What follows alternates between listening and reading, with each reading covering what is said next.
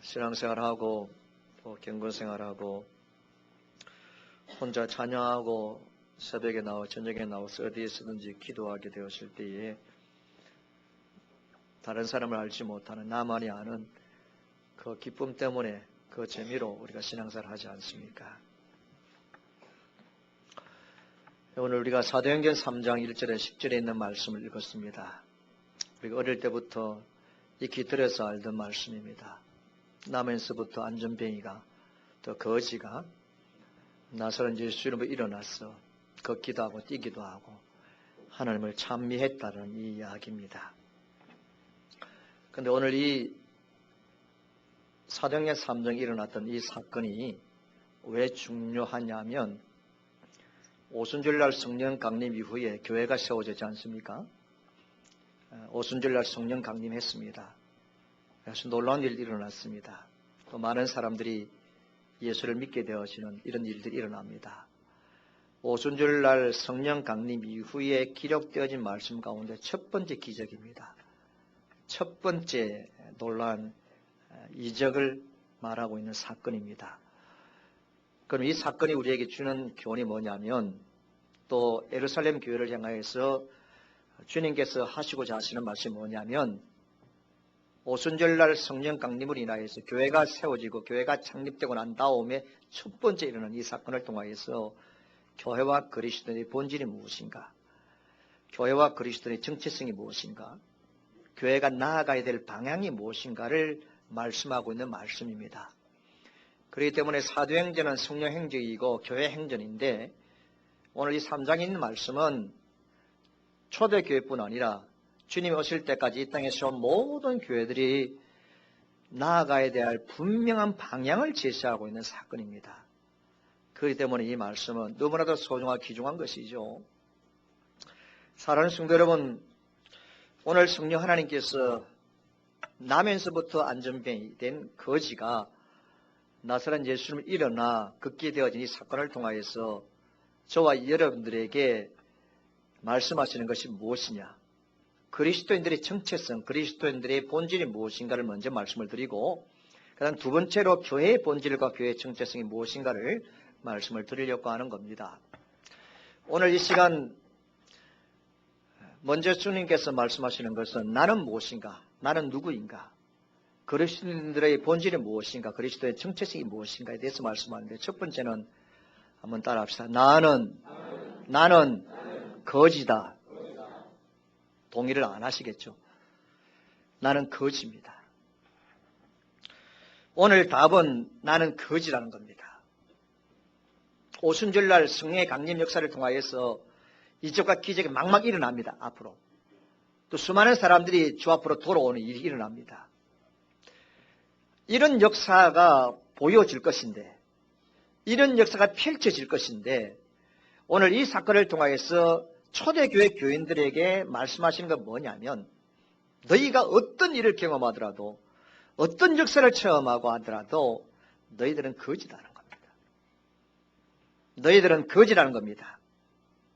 오늘 본문에 나오는 이 주인공은 어릴 때 태어날 때부터 안전병이로 태어났습니다. 거지로 태어났습니다. 성경에 보면 40년 동안 그런 삶을 샀습니다. 성전 문 앞에 엎드려 있습니다. 어떻게 보면 엎어져 있는 거죠. 그러면서 지나가는 사람들에게 늘 구걸하면서 동냥하며 살았던 사람입니다. 그 당시에 예루살렘에는 성전 하나밖에 없었는데 예루살렘의 성전은 항상 동쪽을 바라보고 세워진 거죠. 그리고 성전 그 문은 또 성전은 온통 황금으로 도금이 되어져 있습니다. 동쪽으로 향하고 있기 때문에 해가 뜨면 그 햇빛에 비추어서 그 모든 예루살렘 문과 또 성들이 얼마나 눈부시고 찬란하겠습니까? 그래서 오늘 여기 보니까 미문이라는 것은 beautiful gate라 해서 아름다운 문이라 그렇게 말하는 겁니다. 자, 그런데 여러분, 이 성전 문은 아름답습니다. 너무나도 화려합니다. 그런데 그 성전 문 앞에 엎드려져 있는 이 사람 모습은 너무나도 초라합니다. 너무나도 볼품이 없습니다. 여러분, 아주 화려한 황급빈 성전 문 앞에 엎드려져 있는 이 안전병이 하늘 높이 치솟는 구름빛 대문 앞에 파리한 손을 벌려서 구걸하고 있는 거지. 얼마나 대조적입니까? 차라리 성전이 초라했으면 좋겠어요. 성전 문이 너무나도 초라했으면 이 거지하고 어울리는데, 성전의 문은 너무나도 화려한데 그 문 앞에 엎드려져 있는 이 거지는 너무나도 초라합니다. 너무나도 볼품없습니다. 버림받았습니다. 오늘 이 사람의 모습, 성전 문 앞에 엎드려져 있어 너무나도 초라하고 너무나도 가난하고 너무나도 없어 보이는 그 모습으로 엎드려져 있는 40년 동안 거지로 삶을 살아갔던 사람이 누구냐? 바로 나라는 겁니다. 이 사람이 누굽니까? 이 안전뱅이 이 거지가 누구냐? 그것은 바로 하나님 앞에 서게 되어지면 우리는 다 압니다. 하나님 앞에 내가 서게 되어지면 내가 거지라는 사실을 인정하실 수밖에 없습니다. 내가 하나님과 하나님 말씀과 거룩화가 주의 진리 앞에 내 자신을 세우면 우리는 거지입니다. 이 사실을 알았던 다윗은 이렇게 고백합니다. 내가 죄악 중에 출생합니다. 모친의 죄 중에서 나를 잉태하였다. 그 유명한 다윗 왕이 고백하기를 나는 어릴 때부터 죄인으로 태어났다. 영적인 거지로 태어났다. 어머니, 모친이 죄 중에서 나를 잉태했다. 그러므로 나는 죄를 짊어진 영적인 거지다라는 것이 다윗의 고백이었습니다. 그러므로 오늘 이 안전병, 이 거지를 통하여서 성령 하나님 말씀하시는 것은 내가 어떤 직분을 가지고 있든지, 내가 얼마만큼의 신앙생활을 했든지, 내가 얼마만큼 믿음이 있는 삶을 살았든지 간에 나의 본질은 거지입니다. 영적으로 주님 앞에서 거지고 영적으로 죄인이라는 겁니다. 이것이 교인의 본질입니다. 이것이 교인이 가지고 있는 정체성이라는 거죠. 우리가 잘 아는 말틴 루터, 그는 종교개혁을 일으켰습니다. 안 믿는 사람도 말틴 루터에 대해서 잘 압니다. 오직 믿음으로. 내 주는 강한 성이요. 우리가 하나님 아버지 앞에 믿음으로 내가 직접 나아갈 수 있는 길을 열어주었고, 그 당시에 사제들과 신부들에게만 들려주던 하나님의 말씀을 우리의 손에 들려주게 했던 사람이 말틴 루터입니다. 그의 어록에 보면 너무나도 감동적인 말들이 참 많습니다. 방금 말씀드린 것처럼 내 주는 강한 성이라는 것. 두려움이 없이 종교개혁을 일으켰습니다. 그러나 이 말틴 루터가 세상을 떠나기 전에 남겼던 말 중에 이런 말이 있습니다. 너무나도 귀한 말씀입니다. 루터는 마지막으로 We are beggar. It is true. 이렇게 했는데 우리는 다 거지다. 이것은 사실입니다. 말틴 루터는 세상을 떠나기 전에 우리는 하나님 아버지 앞에서는 다 거지라는 겁니다. 우리는 하나님 아버지 앞에서는 보잘것없는 영적으로 죄인이라는 사실을 고백하고 세상을 떠났습니다. 여러분, 나는 주님 앞에서 거지라는 이 고백 속에 모든 신학이 다 들은 게 있습니다. 나는 거지라는 이 말 속에 모든 그의 신앙 고백이 다 담겨져 있습니다. 우리는 거지다. 나는 거지다. 누구 앞? 하나님 앞에서. 나는 하나님 앞에서 나는 거지다. 나는 하나님 앞에서 거지이기 때문에 아무것도 나는 없는 사람이다. 나는 하나님 앞에서 거지이기 때문에 하루하루 하나님의 은혜로 살아간다. 나는 하나님 앞에서 거지이기 때문에 나는 하나님의 은혜를 늘 구걸해야만 살아간다. 내가 스스로 설 수도 없고 내가 스스로 쟁취할 수도 없고 나는 시간마다 순간순간마다 그때그때마다 상상마다 매일매일 하나님이 나에게 주시는 은혜를 공급받아야만 살아갈 수밖에 없는 거지다. 이것이 루트의 고백입니다. 그러므로 이 루트의 고백 속에 그의 모든 신학과 신앙이 고백에 다 담겨져 있습니다. 사랑하는 성도 여러분, 주님이 나를 부르시는 그날까지 우리는 꼭 기억해야 됩니다. 하나님 앞에서 나는 아무것도 없는 거지다. 하나님 앞에서 나는 날 때부터 죄인이다. 나는 날 때부터 죄인입니다. 죄 가운데 죄 가운데 죽습니다. 그렇기 때문에 나는 거지이기 때문에 하루하루 하나님의 은혜를 입어야 살고 한순간도 나는 주님을 떠나서는 살 수가 없습니다. 거지가 구걸하지 않고 거지가 얻어먹지 않고 어떻게 살아갈 수 있습니까? 얻어먹는 것이 거지의 본분입니다. 저와 여러분들은 시간마다 하나님의 은혜를 얻어먹어야 되고 하나님의 주시는 양식을 공급받아야 되고 그것이 우리의 본질이에요. 우리의 본질. 이것이 우리의 삶이기 우리의 그리스도의 정체성입니다. 그런데 우리는 너무 많은 것들을 받아먹다 보니까 세상에서 배가 부릅니다. 세상에 좋은 것 너무너무 좋아하다 보니까 만족이 충만하니까 하나님을 향하여서 구걸하고 하나님의 은혜를 찾고 하나님 나에게 좀 찾아와 주시고 나에게 영적인 은혜와 양식을 공급해 달라는 것은 없어졌습니다. 그래서 나는 부자입니다. 나는 너무 부자예요. 나는 너무 세상 것으로 충만하게 있기 때문에 절대로 하나님 앞에서도 사람 앞에서도 거지가 아닙니다. 아주 당당합니다. 그것은 그리스도인이 아닙니다. 사랑하는 성도 여러분, 날마다 하나님 아버지 앞에 하나님이 도와주시면 살고 하나님이 나를 떠나면 나는 죽습니다. 나를 불쌍히 여겨 주시옵소서. 이것이 남은 생애를 살아온 우리의 삶의 자세인 줄 믿습니다. 오늘 우리는 교회에서 돈을 구걸하는 것이 아니에요. 우리가 영적으로 거지기 때문에 오직 주의 은혜만을 구해야 될 줄 믿습니다. 주의 말씀만을 구해야 될 줄 믿습니다. 나는 거지기 때문에 목사로부터 은혜, 목사로부터 위로, 사람으로부터 위로 아니에요. 나는 하나님 앞에서 거지기 때문에 나는 오직 예수 그리스도의 자비와 긍휼만을 구해야 됩니다. 누구로부터 위로를 받고 누구로부터 소망을 가지려고 합니까? 우리는 주님 앞에서 거지기 때문에 주님의 긍휼과 주님의 자비만이 필요한 줄 믿습니다. 이것이 그리스도인의 모습이고 본질이고 정체성입니다. 영의 양식을 구해야 되고요. 영적인 힘을 구걸해야 됩니다. 그 다음 또 한 가지는 그리스도인의 본질이 뭔가, 정체성이 뭔가. 오늘 베드로와 요한은 성전에 올라갔습니다. 성전에 왜 올라갔느냐 하면 기도하기 위해서 올라갔습니다. 또 성전에 왜 올라갔느냐 하면 예배하기 위해서 올라간 거죠. 거지는 구걸하며 사는 거 맞습니다. 거지는 구걸에 살아야 되죠. 그러나 성전 문 앞은 구걸하는 장소가 아닙니다. 성전 문 앞에까지 왔으면 들어가서 기도해야죠. 들어가서 예배해야 되죠. 기도하고 예배하는 것이 우리의 본질이에요. 베드로와 베드로와 요한이 하루에 3번씩 습관 따라 정해진 시간 따라 기도했습니다. 예루살렘 교회가 성령의 강력한 역사를 통하여서 계속 복음이 증거되어지고 주의 이적과 기적을 행하는 일들이 일어날 것이나 그런 일들이 계속 일어나려고 하면 너희들은 끊임없이 하나님 앞에 기도하라는 겁니다. 이것이 교회와 그리스도인들의 본질이고 정체성입니다. 그런데 문제는 거지가 구하는 것과 장소가 맞지 않잖아요. 시장 바닥에 가야죠. 시장에 가서 백화점 앞에 가서 도와달라고 해야 되죠.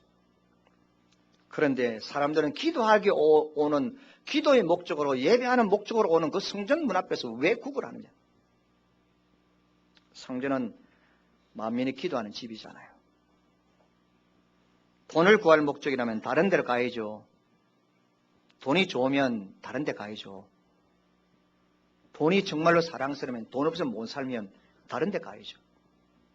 돈이 정말로 필요하면 돈을 놓치기 싫으면 다른 데 가야죠. 교회 왜 와요? 왜 거지가 이 성전 문 앞에 와 있습니까?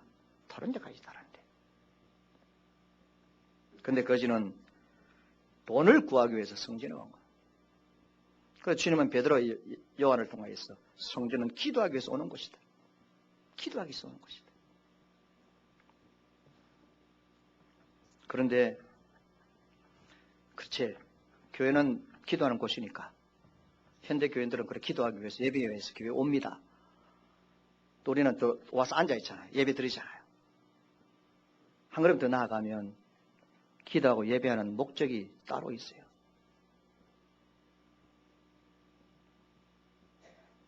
무엇을 구하기 위해서 교회에 옵니까? 무엇을 얻기 위해서 기도합니까? 급하니까. 필요한 것들이 있으니까 기도합니다. 안 하는 것보다 나을 줄은 모르지만은 그러나 동기가 잘못됐으면 차라리 안 하는 게 낫습니다. 교회는 만민이 기도하는 집입니다. 교회는 만민이 기도하는 집입니다. 교회는 기도하는 자입니다. 성도 여러분, 하나님께서 우리에게 아무리 아름다운 예배당을 주어도 성도들이 모여서 기도하지 않으면 무슨 소용이 있습니까? 교회가 기도하는 집이 아니면 교회의 의미가 어디에 있어요? 교회가 예배하는 자리가 아니면 무슨 교회의 존재 목적이 있습니까? 교인이 기도하지 않는 사람이 어떻게 교인입니까? 끊어진 거죠. 기도는 호흡이라는 사실은 유치원부터 알았는데, 배웠는데 끊어진 거죠. 죽은 거죠. 기도는 여러분 내 필요를 채우기 위한, 예배는 내 필요를 채우기 위한 수단이 아닙니다. 베드로와 요한은 끊임없이 기도하기 위해서, 끊임없이 기도하기 위해서 갔습니다. 그 다음에 그리스도인의 본질과 정체성은 성전 입구에 머물기 위해서 오는 자리 아니고 성전 안에 들어가기 위해서 오는 겁니다. 성전 안에 들어가기 위해서 온 것이 성전 문 밖에 머물기 위해서 오는 자가 아닙니다. 구걸하는 것에는 성전 앞이 어떻게 보면 동정심을 유발하기 때문에 명당일 수도 있습니다. 그러나 이 사람은 성전 안에 들어가 본 적이 없는 불쌍한 사람입니다. 성전 안에서 어떤 일이 일어나는지 대충은 알겠죠. 밖에서 들리니까. 사람들이 이야기를 듣고. 그러나 그 성전 안에 들어가서 그게 모인 사람들과 함께 하지 못했습니다. 그 성전 안에 모인 사람들이 기뻐하는 것을 기뻐하지 못합니다. 그 사람들이 축제 속에 내가 들어가지 못하고 그저 밖에서만 있습니다. 들릴 수는 있겠죠. 대충 뭘 하는지는 알 수는 있겠으나 성전 안에는 들어가지 못했습니다. 그 당시에 수많은 유대인들이 소망 중에 하나가 멀리 사는 사람들도 돈을 모아가지고 그 먼 거리를 걸어서 예루살렘의 성전에 들어왔어. 예루살렘의 성전 안에 한번 들어갔어. 성전에 들어가서 예배드리고 들어가서 기도하는 것이 소원이었습니다. 그래서 멀리 있는 사람들은 맨날 며칠을 걸었어. 또 돈을 모아가지고 예루살렘의 성전에 들어가서 방문하고 예배하고 기도하는 것이 그들의 소원 중에 하나였습니다. 그러나 이 거지는 늘 성전 곁에 있었습니다. 성전 문 앞에 있었습니다. 성전에서 들려오는 소리는 들었습니다. 그러나 성전 안에는 들어가지 못했습니다. 성전 안에 들어가지 못하고 성전 밖에서 사람들이 던져주는 돈 몇 푼을 가지고 살았던 사람입니다. 오늘 이 성전 문 앞에 있는 성전 안에 들어가지 못한 이 거지가 오늘 현대인들의 모습이고 그리스도인의 모습입니다. 주의 전에는 들어왔으나 안전에 있으나 마음과 생각과 애정과 열정과 관심은 엉뚱한 데 있습니다. 그렇다면 그런 분은 성전 미문에 앉아있는 안전병입니다. 저는 많이 보았습니다. 우리 교인들 가운데도 있습니다. 예배 드리는 가운데 함께 찬양하는 가운데 주님 앞에 간절하게 예배 드리는 가운데 정말로 구원의 문제가 해결되고 영적인 문제가 해결되고 내 삶의 목적이 해결되고 상처와 문제가 해결되고 마음의 답답함이 해결되고 주님 앞에 정말로 예배하고 찬양하고 기도함으로 말로 표현할 수 있는 신비함을 체험하고 그러는 가운데 조금씩 바뀌어져가고 성숙해가는 그리스도인들이 많습니다. 이것이 교회 안에 들어와서 누려야 될 우리의 복입니다. 교회 안에 들어와서 우리가 얻게 되어지는 축복입니다. 축복입니다. 예배를 통해서 주의 전에 들어왔어. 하나님 마음속에 들어갔어. 주의 임재 안에 들어갔어. 그러나 주님의 임재 안에 들어오지 못하는 분들도 있습니다. 말씀 안에 들어오지 못하는 분도 있습니다. 교회 안에 들어오지 못하는 분들이 있습니다.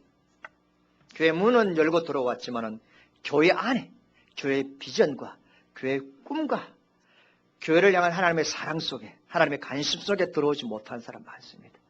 함께 사람들과 찬양할 때 같이 기뻐하며 찬양하지 못하고 기도할 때 같이 마음을 모아서 아멘 아멘 하며 기도하지 못하고 다른 사람이 봉사하고 힘들 때 하나 물건을 들어주지 못하는 성전 문 앞에 앉아있는 거지 같은 사람들도 오늘날 교회 안에 많습니다. 저는 개인적으로 이건 제가 가지고 있는 느낌입니다. 제가 가지고 있는 영감인데 하나님께서 한국 교회를 정말로 사랑한다면 또 사랑하시고 있습니다만은 한국 교회를 통해서 하나님께서 아주 큰 역사를 이루려고 하면 하나님은 반드시 한국 교회를 한번 흔들립니다. 아시겠습니까? 하나님께서 우리 장로님들이 모여서 이런 이야기를 해요. 목사님, 우리 교회를 하나님 적당히 흔들어서 지금까지 이렇게 왔습니다. 그냥 흔들지 않으면 뿌리가 깊게 안 들어갈 건데 흔들을 보니까 교인들을 한두 사람이 흔들다 보니까 교회가 오히려 더 뿌리가 깊게 하고 얼마나 좋습니까? 하나님께서 한국 교회를 한번 흔들 겁니다. 정말로 세계를 우리나라의 문제를 통해서 복음을 하려고 하면 저는 개인적으로 언젠가는 흔들 일이 있을 것인데 그것이 핍박인지 환란인지 잘 모르겠어요. 분명히 흔듭니다. 이 상태를 가지고는 교회 성전 안에 들어와서 주님을 만나고 임재를 느끼는 사람보다 그저 성전 문 밖에 서서 성전 문 밖에 있는 자처럼 왔다 갔다 하는 사람이 훨씬 더 많아지는 시대이기 때문에 하나님 반드시 흔들 겁니다. 오늘 이 시간 예배 참여한 여러분들 생을 체념한 채 몸만 앉아있다가 돌아가는 사람이 있다면 바로 성전 미문 앞에 앉아 안전뱅이 신앙입니다. 주님 은혜 안으로 들어오시길 바랍니다. 하나님이 원하시는 비전과 목적 안으로 들어오시고요. 하나님 은혜의 중심 자리로 공동체 중심으로 들어오시기를 축원합니다. 그 다음에 또 한 가지는 교회의 본질은 교회의 정체성은 구걸하면서 엎어져 있는 것이 교인이 아닙니다. 엎어져 있어가지고 땅만 쳐다보는 것이 교인이 아닙니다. 엎어져 있어가지고 아무리 힘을 발하지 못하고 그저 남들이 이렇게 옮겨주면 그 자리에 앉아있고 다른 사람의 도움으로만 살아가는 것이 그리스도인이 아니고 그리스도인의 본질이 아니고 정체성이 아닙니다. 오늘 말씀 보니까 오른손을 잡아 일으키니 발과 발목이 힘을 얻고 할렐루야 힘을 얻습니다. 힘이 생깁니다. 힘이 생깁니다. 말씀 보니까 섰습니다. 손과 발에 힘이 생기니까 서집니다. 걸어갑니다. 뛰어갑니다. 그런데 더 놀라운 것은 힘이 생기다 보니까 일어서다 보니까 뛰어가다 보니까 이제까지 한 번도 들어가 보지 못한 성전 안에 들어갑니다. 성전 안에 들어가서 하나님을 찬미합니다. 이것이 신자의 모습이어야 합니다. 이것이 그리스도인의 본질이어야 합니다. 여러분 상상해 가십니까? 40년 동안 태어날 때부터 안전뱅이 한 번도 성전 안에 들어가 보지 못한 사람, 그 사람이 일어섰습니다. 와, 일어섰네. 그 사람이 걸어갑니다. 이야, 저 사람이 걸어가네. 저 사람이 뛰어갑니다. 이야, 저 인간이 어떻게 뛰어갈 수 있어? 그런데 보니까 그 사람이 성전 안에 들어온 거예요. 성전 안에서 기도하고 예배 드리는 사람들이 이 안전뱅이가 이 거지가 들어와가지고 자기들과 함께 찬미하고 자기들과 함께 기도하는 모습을 볼 때 이거는 여러분 상상할 수 없는 일입니다. 그 성전 안에 있던 사람들이 얼마나 깜짝 놀랐겠습니까? 얼마나 깜짝 놀랐겠습니까? 성도 여러분, 우리 그리스도인들은 저와 여러분들은 예수를 믿는 자면 예수님이 날려 십자가 못 박에 돌아가시는 믿는 자면 우리는 구원받은 자입니다. 구원받았다는 영원한 저주와 죽음에서부터 살아난 자입니다. 사탄에 짓눌려 있고 죄악에 짓눌려 있고 율법과 저주에 짓밟혀 있던 바짝 엎드려 있던 우리들이 예수 그리스도를 통하여서 일어난 자입니다. 힘을 얻은 자입니다. 소망을 가진 자들입니다. 그럼 우리는 어째야 되면 뛰어야죠. 달려야 되죠. 그래서 주변에 있는 사람들이 이야 신기하다. 어떻게 저 사람이 저렇게 변할 수 있어? 어떻게 저 사람이 저렇게 봉사할 수 있고 어떻게 저 사람이 새벽에 나와서 기도할 수 있지? 이런 일들을 보게 되어지는 것이 교회여야 합니다. 이것이 우리의 공동체의 관계여야 합니다. 내 옆에 있는 앉아있는 형제자매들 성전 문 밖에 엎드려가지고 땅만 바라보고 세상에 돈만 하던 사람인데 예수를 만나고 성전 안에 들어와 예배를 드림으로 주 예수 이름을 높이고 먼저 그의 나라 의를 구하는 삶을 살아가는 것을 서로서로 보게 되어지는 것이 우리 교인의 모습, 이것이 그리스도의 정체성인 줄 믿습니다. 이것이 교회 아니겠습니까? 이것이 믿는 자의 모습이 아니겠습니까? 마귀에 찐들려서 세상의 욕심에 사로잡혀서 여러분 꼼짝도 못하며 살아가는 거 안 부끄럽습니까, 여러분? 뭐 그렇게 새벽에 한번 나오는 것이 어렵습니까? 성경 읽는데 한번 나오는 그렇게 어렵습니까? 돈 1, 2만 원, 돈 1, 2천, 1, 200만 원, 돈 1, 2천만 원 하나님께 드리는 게 그렇게 어렵습니까? 저는 목사이기 전에 나는 예수 믿는 한 신앙인으로서 참 우습습니다. 죄송하지만 왜 우리는 깔려서 살아갑니까? 왜 우리 힘이 없습니까? 주님께서는 지금도 우리의 삶에 힘을 주셔서 우리를 통하여서 누릴 거 누리게 하시고 하나님께 영광을 돌리게 하시고 우리 하여금 주의 이름을 선포하게 하고 영육간에 멋지게 살아가게 하실 분 하나님이십니다. 그 하나님입니다.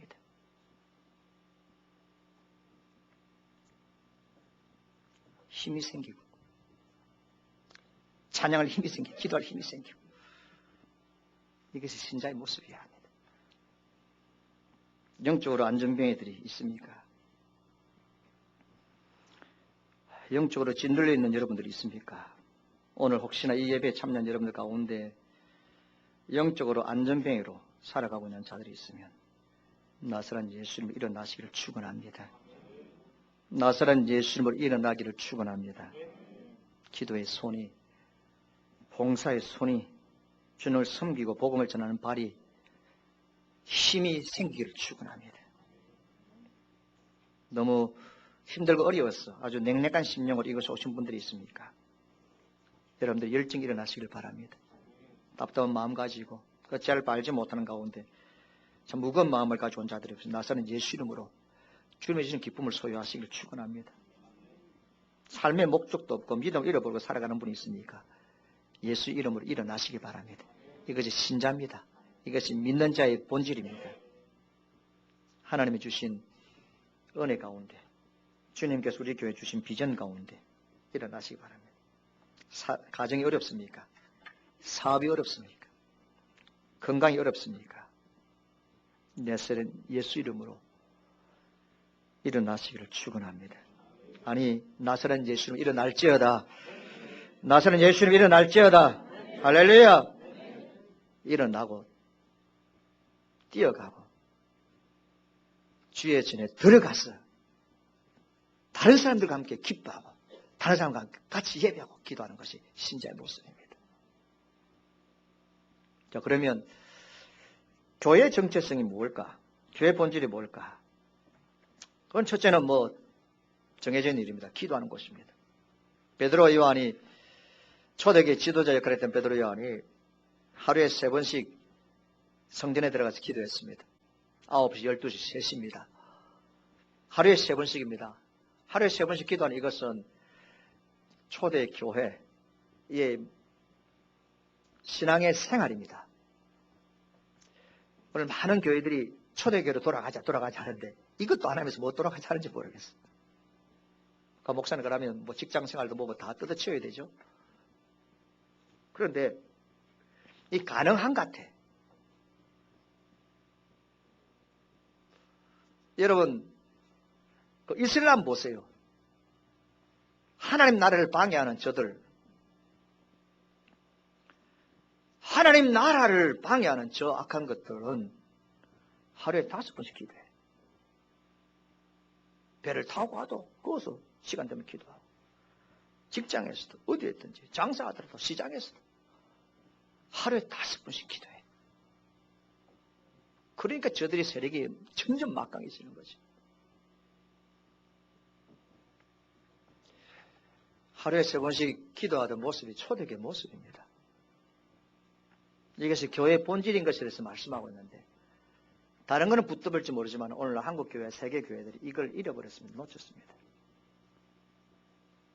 그래서 요즘 어떤 교회들 가운데는 조금 안 좋게 보는 분들도 있습니다만은 교회 24시간 계속 예배 드리는 교회도 생겨납니다, 지금. 24시간 계속 교회에서 예배 드려요. 24시간. 이렇게 교육자들이 돌아가면서 예배 드리고 시간 중에 계속 시간 드려요. 정말로 이 사도행전의 근거한 말씀의 근거에서 그렇게 한다면 그 교회는 하나님께서 역사하실 겁니다. 다른 동기로 한다면 모르지만 오늘날도 초대교회 본질적인 모습대로 하면 됩니다. 예수님이 예루살렘 교회 성전을 정의하기를, 교회에 대해서 정의하기를, 교회는 에클레시아인데 믿는 자들의 모임이라 그렇게 안 했습니다. 교회는 뭐하는 집이라 만민이 기도하는 집이라. 예수님이 정의되었습니다. 교회는 기도하는 곳입니다. 우리 한국 교회가 세워질 때에 항상 이런 과정을 거쳤어요. 어떤 집에서 기도회를 모입니다. 기도회에 몇몇 모이다가 조금 공자이라는 기도초소를 만듭니다.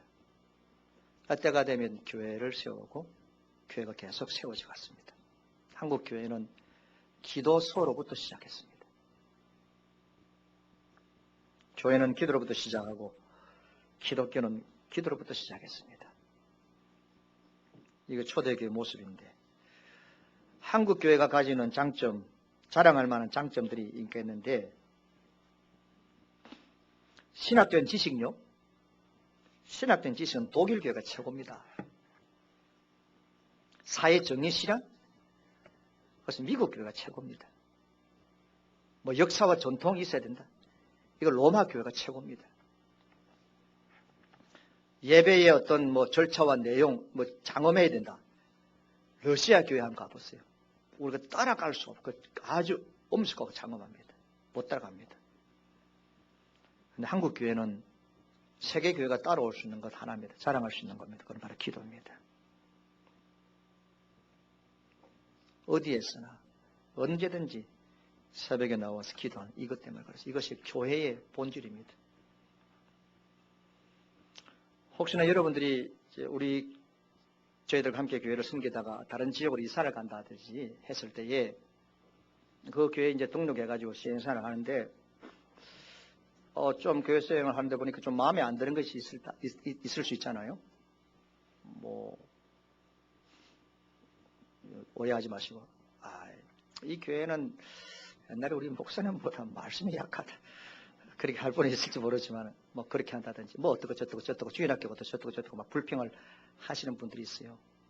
다른 교회 새로 등록해 가가지고 그건 진짜 교만하고 그거는 모르는 겁니다. 새로 간 교인의 눈에 볼 때는 그 교회가 부족한 부분이 많지만은 여러분 그 교회를 위해서 밤낮으로 눈물로 기도한 사람들 얼마나 많이 있었겠습니까? 수많은 사람들이 기도 가운데 세워진 교회입니다. 기도 가운데 지금까지 견디온 교회입니다. 그 기도의 혜택으로 그 교회가 견디가고 있는데 간지 얼마 안 되는 사람이 말이에요. 지금 우리 교회 온 사람 그렇다는 게 아니고요. 요 근래는 온 사람이 없으니까 큰일 납니다. 여러분 저는 너무너무 감사하죠. 새벽마다 새벽에 나와서 기도하는 성도들, 여러분 그 사람의 혜택으로 우리 교회가 지금 이렇게 세워져 가고 있는 거 아십니까? 그분들의 혜택 때문에 여러분들이 믿음 생활하고 있는 거 아십니까? 그분들의 눈물과 기도를 통해서 교회가 세워져 가고 예배당이 건축되어져 가고 선교할 수 있게 되어진다는 사실 아십니까? 그 혜택을 우리가 누리고 있습니다. 교회는 본질은 기도하는 곳입니다. 눈물의 기도에 기독교는 창조적인 발전이 있었습니다. 저와 여러분들이 앞으로 예배당 건축을 위해서도 기도해야 되지만은 하나님께서 예배당을 허락하실 때 가장 먼저 해야 될 게 밤낮으로 기도하는 겁니다. 그러지 않으면 하나님께서 우리에게 예배당을 주신 이유가 없습니다. 마지막으로 교회의 본질은 뭡니까? 교회의 정체성은 뭡니까? 교회에서 가장 소중한 제사는 뭡니까? 따라합시다. 나사렛 예수 그리스도. 할렐루야. 그분 이름입니다. 예수 그리스도 그분 자체가 교회의 본질입니다. 그분이 가장 소중한 재산입니다. 이 거지가 베드로와 요한을 보고 돈 달라 했습니다. 주목했다는 것은 뚫어지게 쳐다봤습니다. 뚫어지게 쳐다보아야 동정심을 유발할 수 있습니다. 그렇잖아요. 여러분 집에 키우는 강아지들도 보면 주인한테 뭐 얻어먹으려면 눈을 다 가지고 안 줄 수 없도록 만들죠. 이 거지가 그런 심정으로 지금 베드로 요한을 쳐다보고 있었습니다. 그런데 금과 은 딱 할 때마다라도 그 성전이 전부 다 금빛으로 반짝반짝하기 때문에 이 금이나 무언가를 줄 줄을 생각했는데 금과 은은 내게 없다. 내게 있는 것이 있는데 나사렛 예수 이름이다. 나사렛 예수 이름인데 이 나사렛 예수 이름으로 걸어라. 걸어라가 중요한 게 아니고 뭡니까? 나사렛 예수 이름입니다. 나는 금과 은이 내게 없지만 내게 있는 것이 뭐라고요? 나사렛 예수라는 겁니다. 나사렛 예수 아니면 다른 말로 나사렛 예수 이름이라는 겁니다. 이것이 바로 오순절날 성림 강림 이후에 첫 번째 일어난 기적을 통하여서 하나님이 주시는 교회의 본질과 교회가 나아가야 될 방향을 정확하게 말씀하고 있습니다.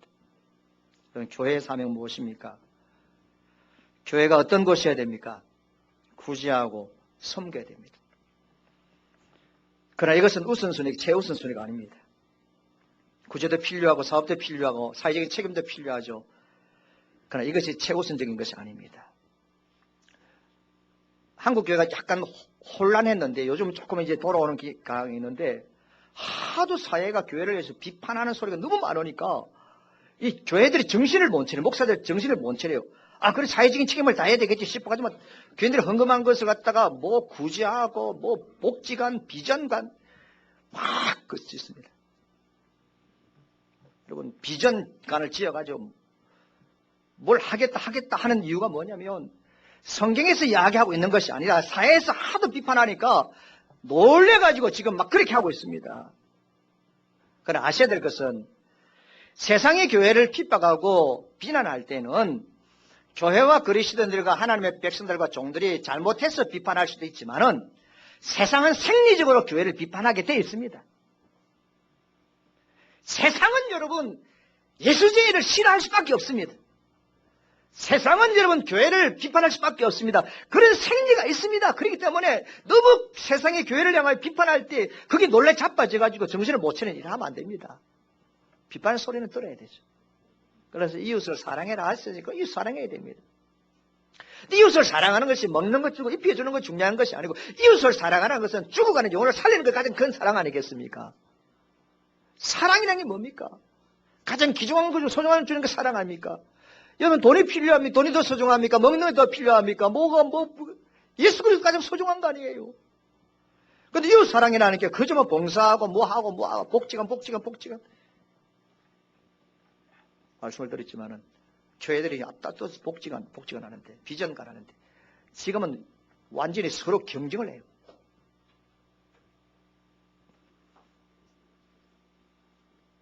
저는 여러분들에게 말씀을 드렸지만은 교회가 어느 정도 성장하고 예배 들을 수 있고 조금 교회 갈 수 있는 공간만 되어 있으면 더 이상 건물 필요 없습니다. 그 복지관을 지을 30억 사습이 없으면 그 돈을 용어 3동에다 주면 됩니다. 세상 사람들이 그것을 가지고 하는지. 근데 거기에 온 교회가 올인돼가지고. 이건 우선순위가 교회 본질 아니에요. 여러분, 역사적으로 보면 자유신학이 온 세계를 장악할 때가 있었습니다. 자유신학에서는 주장하는 것이 뭐냐면 이웃이니까, 소외된 지역이니까. 그러니까 여러분, 멕시코나 중남미 쪽에서 시작되어진 신학들은 보면 약자의 신학이잖아. 그래서 복음 자체를 전하기보다는 약한 자에게 찾아가서 편애되어주고 제도적으로 어떻게 도와주고 하는 이런 일들을 계속했습니다. 그래서 복음을 전하는 일을 우습게 생각하고 더 나아가서 교회 생장이 뭐 필요하냐? 필요 없다. 어떻게 해야 된다. 이런 사회사업적으로 계속 기울였습니다. 또 그런 신학을 계속 나타내고 발표했습니다. 그 결과로 세계가 어디로 흘러갔습니까? 핵심자가 점점 줄어들었습니다. 예수의 품으로 돌아오는 사람의 숫자가 줄어들었습니다. 구원받은 새신자의 수가 줄어들었습니다. 그리고 교회 성장도 점점 중단되어져 갔습니다. 결론적으로 사회적인 책임도 다하지 못하고 교회가 가져야 될 책임도 다하지 못했습니다. 한때 한국 교회가 독립운동의 온상이었죠. 일제시대 때. 3.1운동, 신사참배 반대에 교회가 큰 공헌을 했습니다. 민중운동, 요람이 된 적도 있습니다. 70, 80년대 때. 한때 지식인들이 찾은 곳이 교회였습니다. 장군들, 국회의원들, 많은 교회를 찾았습니다. 신문화의 요람이 됐습니다. 새로운 문화는 교회를 통해서 왔으니까. 배고픈 시절 교회가 밥을 주고 배고픈 배를 먹이게 됐습니다. 그러다 보니까 예수 이름을 잃어버렸습니다. 왜 그런지 아십니까? 세상의 가치관은 은과 금입니다. 여러분, 이거는 타협할 수 있는 게 아닙니다. 세상의 가치는 은과 금입니다. 근데 교회는 은과 금이 아니거든요. 그러니까 은과 금을 중요하는 세상의 가치관은 논리를 교회로 가져오다 보니까 교회도 은과 금이 중요한 줄 생각합니다. 세상의 문제 해결 능력은 오직 물질, 경제, 돈밖에 없습니다. 택시를 타고 가면서 저 대학 앞을 지나가면서 대학생들이 꽉 쏟아져 나와요. 그래서 이제 뭐 택시기사한테 이런저런 이야기하고 복음을 전하려고 노력을 하는 가운데 참 저 친구들 머릿속에 참 뭐가 들어있을까. 참 부모들이 뼈빠지고 고생해서 돈 벌여가지고 공부시키는 다니까. 그러면서 내가 요즘 아이들을 기사님 돈 뺏기 모르는 것 같아요. 돈 뺏기 모르는 것 같아요. 돈 하고 완전히 돌아버렸습니다 하니까 선생님 돈만 들어있는 게 아니고 머리에 똥도 들어있습니다. 그분의 이야기가 맞습니다. 세상은 교회에다가 은을 달라, 금을 달라, 떡을 달라 계속 합니다. 그러나 교회는 여러분 은과 금을 이야기하는 것이 아닌 줄 믿습니다. 교회는 은과 금을 이야기하는 거 아닙니다. 오직 나사렛 예수 이름, 능력을 말하는 것이 교회인 줄 믿습니다. 구원의 능력을 전하는 것이 교회입니다. 교회의 본질은 언제나 예수 그리스도 이름밖에 없습니다. 교회는 구제를 잘하려고 노력해야 되죠. 그러나 구호단체는 아닙니다. 교회는 병든 사람을 위해서 기도해야 되지. 그러나 치료하는 여러분 의료기가 아니잖아요. 교회가 사회 정의에 대해서 관심을 가져야 되죠. 그러나 교회는 NGO가 아닙니다. 교회는 나사렛 예수 이름을 전하는 곳입니다. 그러므로 저와 여러분들과 우리가 가져야 될 재산 제1 목록은 예수 그리스도밖에 없습니다. 예수 그리스도입니다. 여러분 죄송하지만은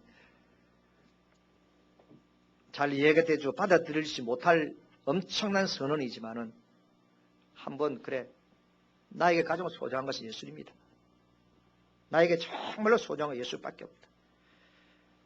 예수님이 내 자신과 내 가정과 내 삶의 우리 교회의 재산 제1 목록이라고 한번 고백하시고 그렇게 고백하도록 한번 노력을 해보세요. 하나님께서 그냥 가만히 있겠느냐? 하나님 가만히 있겠습니까? 무엇이 그렇게 좋습니까? 무엇이 그렇게 여러분들이 제1 재산 목록 1입니까? 예수 그리스도 그분은 나의 재산입니다. 우리의 능력입니다. 우리의 소유입니다. 우리는 그분의 죽음으로 재상을 얻었고요. 그분의 이름으로 구원받았습니다. 그리고 그분의 이름을 붙들고 천국 갈 것입니다. 그분의 가치가 우리의 가치가 되고 그분의 삶의 목적이 우리의 삶의 목적이 되시기를 축원합니다. 그분의 능력으로 거듭난 삶을 살아가도록 애쓰기 바랍니다. 예수 그리스도는 모든 그리스도인의 가장 보배로운 재산입니다. 예수 이름은 능력입니다. 베드로와 요한에게만 소중한 재산은 아닙니다. 초대교회의 최고의 재산은 예수입니다. 예수님의 이름은 은과 금보다 소중합니다. 예수의 이름은 내 집보다도 내 직장보다도 내 어떤 즐거움보다 더 소중합니다. 치료보다 더 중요합니다. 구제보다 더 중요합니다. 부자 되는 것보다 더 중요합니다. 내가 건강해지는 것보다 더 중요합니다. 솔직하게 이야기하면 저는 은과 금이 없어도 목회할 수 있습니다. 어떤 사람은 두 다리가 없는데도 주님을 증거하는 삶을 증거하며 사는 사람도 있습니다. 눈에 보이는 교회당이 없어도 목회할 수 있습니다. 내가 주님을 증거하기만 하면. 새로 지어지는 예배당이 중요한 것이 아니고요. 저와 여러분들과 제가 우리 교회 안에서 예수 그리스도의 이름을 믿는 것이고 그 허락하시는 교회당 안에서 기도하는 것이 예배하는 것이고 그 교회 안에서 예수가 내 삶의 가장 유일한 재산 제1목록을 고백하는 데 목적이 있습니다. 말씀을 했습니다. 그 거지가 앉아있던 성전 미문은 미문이라 아름다운 문입니다. 아름다운 문입니다.